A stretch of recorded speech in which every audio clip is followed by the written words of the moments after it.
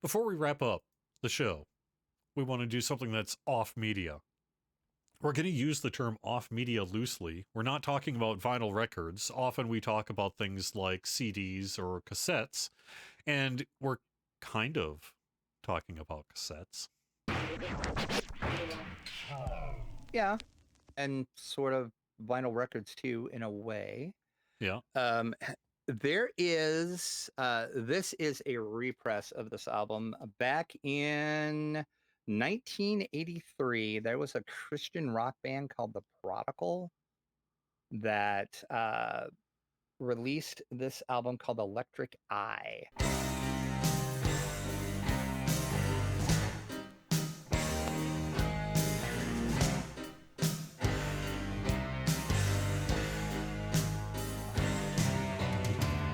Let's see, what mask should I put on today? Perhaps a comedy or tragedy to play today, so the world can get through to me. And it was just your standard fare Christian rock, nothing spectacular. But what does that about mean it. in 1983? Would have been stuff like early Petra, like, like just not like the Christian rock of today, but this, like, maybe these guys I would kind of compare to maybe like Genesis in their poppier days. Okay. They're kind of poppy-ish, like that. So that's but when they released this, they said there is look and find the code is all they said when this record was originally released. Well, once again, this is a repress of this. This just came out a couple years ago. It's on this red colored vinyl. But they said, look and find the code. Well, nobody knew what that meant. Nobody found it.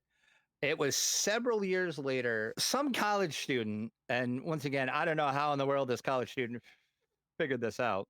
I don't know if he was just looking at the record and it's like, that looks funny. But like everybody knows on a record, there's the dead wax, right? Well, if you look at this one, and I don't know how good this is going to come up on camera. Yeah. But if you look in the dead wax, there looks like there's kind of grooves in it. Yep. Well, that's because there actually is grooves in that dead wax. What it is computer code. And if you would hook that up to a cassette player at the time was the only way to do it. And then, so you got to hook your turntable up, put it on cassette, and then take that cassette to a Commodore 64, run that code that you just recorded. It will do a little program on your Commodore 64. And it was years before this was discovered.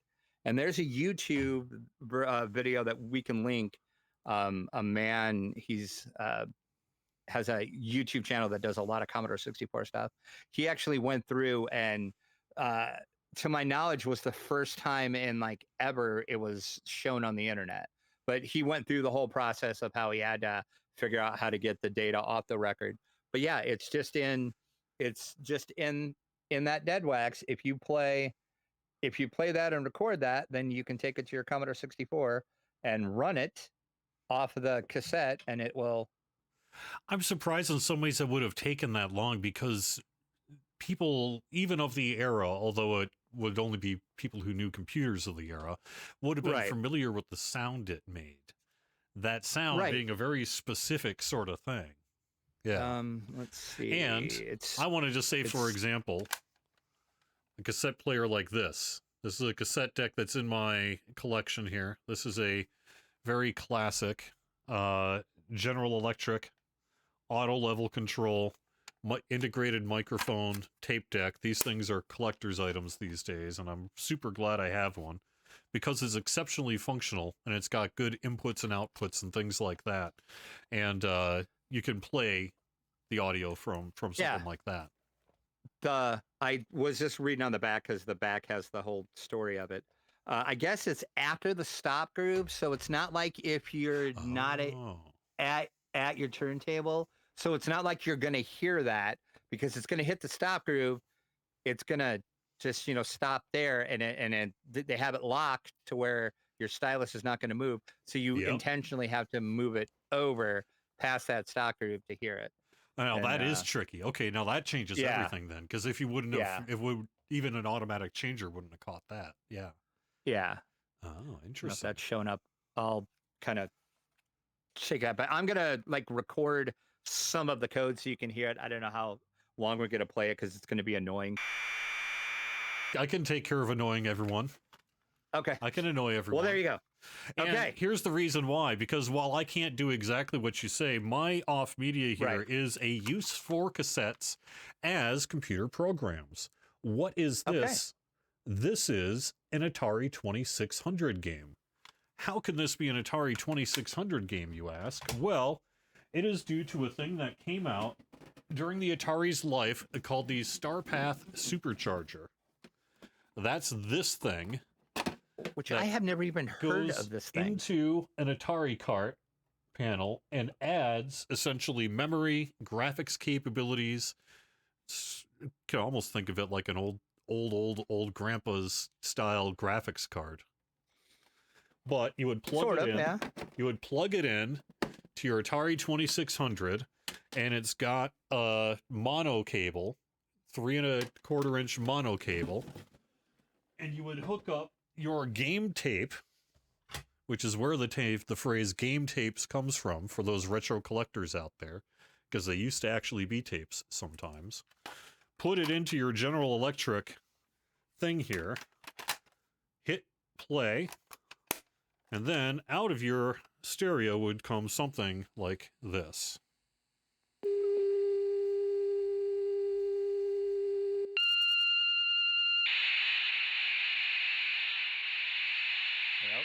This would just play until it was done doing whatever it was. It could be minutes if it was a long enough program, but for the Atari 2600 stuff, no longer than 30 seconds. And then you'll play one of their box games. This was essentially their attempt to release stuff on the Atari 2600 platform that was higher quality than what was available. This is a company called, well, they were originally called Arcadia. And then since the Arcadia came out as a video game console, they changed it to Starpath. So you'll see it as alternately the Arcadia Supercharger and Starpath Supercharger. But the wider point is, cassettes were not just for music. And a lot of us, even kids at the time, were using cassettes with our tape decks to play video games.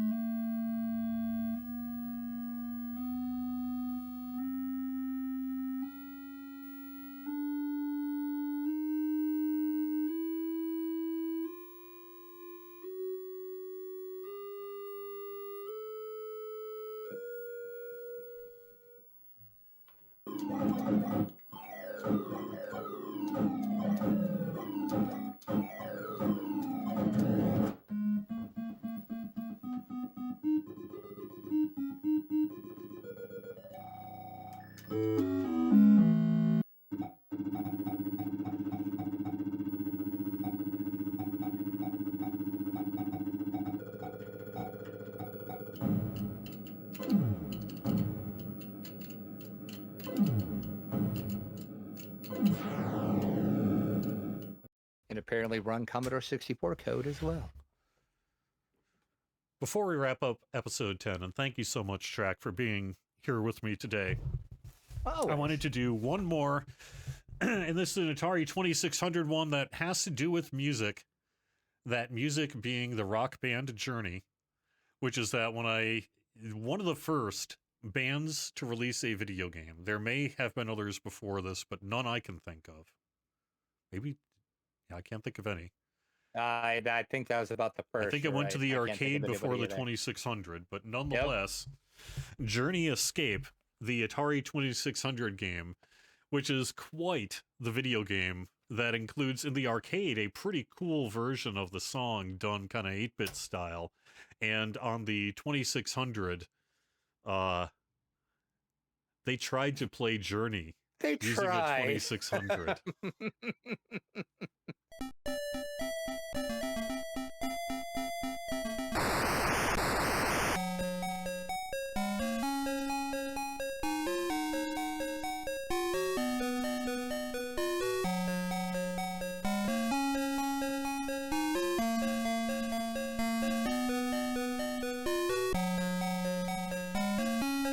God bless them. They tried.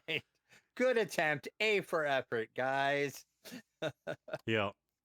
And you are basically guiding the members of the group to the stage, and they're dodging fans and security and things like that. And it's sort of almost like an auto racer, particularly difficult, not very good, but also a classic It's in its own right, yeah. in part because, I mean, it's a Journey 2600 game. Right. I mean, come on So- now. And you have it in the box too, which is amazing. My retro games collection rivals my vinyl collection, both in terms of number and value. I do a different channel about different video games on the Atari VCS, but my retro games collection someday could get a bigger feature because I've got stuff going all the way back to the original Magnavox Odyssey. Thank you for watching episode 10 of the Record Players Podcast. Our episode 11, I am thinking two things. We might do an Okay. episode between here and 11 because I want to do an end of the year one. But I think our next topics are going to be best records of the year and grunge.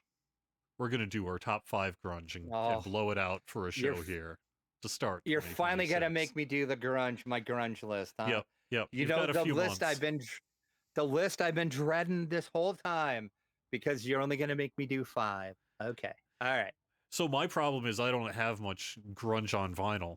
It's all on CD, but I think I'm going to solve that, at least right now, today. We'll see in a few months. Today, I'm going to solve it by just featuring my CDs.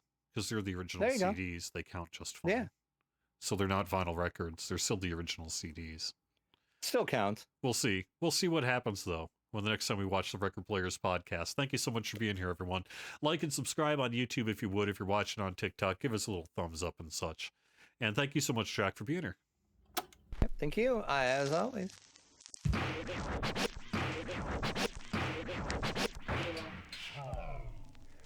I don't How many actually are we know. doing? I don't actually know Yeah. that Bloodywood's going to be my number 1 for our top 5 of 2025. It's been a tougher See- year than I thought. And that kind of surprises me because you've been talking that Bloodywood up ever since your brother was on here and we did that recording. So that surprises me. I can tell you New Delhi's my song of the year, Yeah, but okay. I don't know, man. It's been a rough It's been a great year It for has been. music. It has been. It started out kind of slow, but the last couple months. Well, you yeah. say it started out kind of slow, but you started off the year with Spirit Box as your I did. lock-in for number 1. So we're going to find I out did. next time if that's true or not. But That's true. Has it changed? Well, there's some good stuff that's came out since then, but we'll see.